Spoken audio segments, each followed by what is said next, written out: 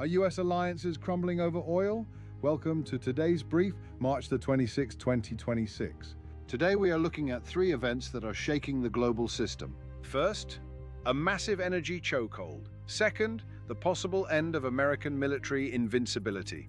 And third, a quiet but extremely important shift happening in the Pacific. These may sound like distant geopolitical stories, but they are not distant at all. They feed directly into your cost of living, global stability, and the balance of power in the world. So let's break it down. First, the energy chokehold. Right now, the Strait of Hormuz, one of the most important shipping routes on the planet, is effectively grinding to a halt. Normally, about a fifth of the world's oil passes through that narrow stretch of water. Tankers from Saudi Arabia, Iraq, Kuwait, and the UAE all move through that channel. If that artery tightens, the entire global economy feels it. Following strikes on Iran, shipping traffic has slowed dramatically. Insurance costs for tankers have exploded, and many shipping companies are simply choosing to stay out of the area until things calm down. But it is not just shipping that is tightening the market. Across the energy system, we are suddenly seeing fires, accidents, and drone strikes hitting major oil infrastructure. Refineries in Texas, facilities in Russia, processing plants across the global network. When refineries shut down, even temporarily, it creates a ripple effect. Oil might still come out of the ground, but if it cannot be refined into petrol, diesel, and jet fuel, the usable supply shrinks. And that is exactly what the market is reacting to. Oil has now pushed above $100 a barrel. Why does that matter? Because energy is built into almost everything you buy. Transport trucks run on diesel, farm machinery runs on diesel, ships, planes, and delivery vehicles all run on fuel. So when energy spikes, the cost of moving food and products rises with it. And that increase eventually lands on your shopping bill. It becomes a hidden tax on everyday life. Now let's move to the second development: military perception.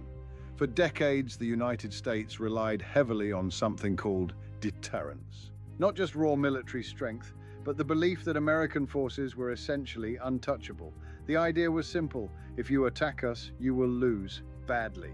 And that belief prevented a lot of conflicts from starting in the first place. But that perception may now be changing. Reports suggest Iran successfully tracked and hit an American F-35 stealth fighter. The F-35 is one of the most advanced aircraft ever built.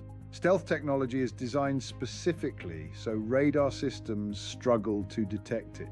If an aircraft like that can be tracked and hit, it sends a powerful signal. It suggests the technological gap may be narrowing, and that changes how other countries calculate risk. At the same time, Iran has reportedly demonstrated missile ranges of around 4,000 kilometers.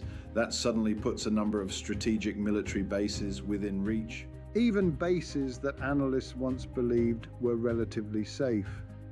For example, the island base at Diego Garcia in the Indian Ocean.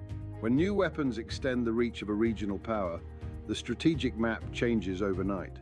And here is the key point: global stability often depends not just on weapons, but on belief. The belief that certain powers cannot be challenged. If that belief weakens, smaller conflicts become more likely, because other countries start thinking, maybe the giant is not quite as untouchable as we thought. Now, the third development, and this one is quieter but extremely important. Energy shortages have a habit of reshaping alliances, because alliances might be built on security, but they are fueled by energy. Right now, we are seeing an interesting shift in the Pacific.